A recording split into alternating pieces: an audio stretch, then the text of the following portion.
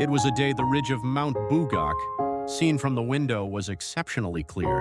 Beyond the thick bulletproof glass of the office, the deep greenery was overwhelming. I put down the pen in my hand and sank deep into my chair. It was a sense of leisure I hadn't felt in a very long time. No, perhaps it was an escape disguised as leisure. For today at least, I wanted to turn away from the mountain of documents on my desk. In the silence, a very old scent suddenly brushed past my nose. The smell of machine oil. A terribly nauseating yet strangely familiar scent.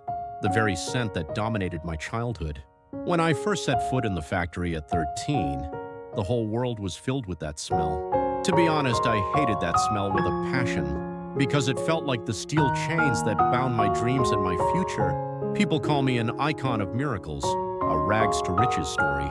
Having gone from a poor factory worker to the president of South Korea, I suppose it's understandable. They consume my success story and speak of hope, but they don't truly know what that story was written with. My story isn't a glamorous tale of success, but in truth, it's closer to a journal of survival stained with tears and sweat, the smell of ink from worn-out law books, the scent of steel from hands chapped by hard labor, and the salty taste of countless tears shed in secret.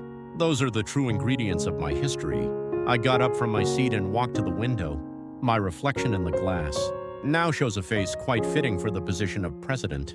But I know that somewhere in that face there still lives the 13-year-old boy, Park Saebyeok, who cried in his greasy work clothes. Wait, why am I talking about this? It's just, I'm particularly reminded of those days today.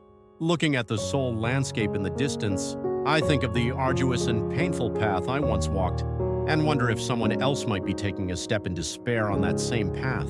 Perhaps this story is for that person, to tell you that you can do it too.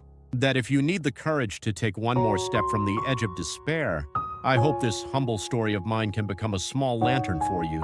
Now shall we begin the real story?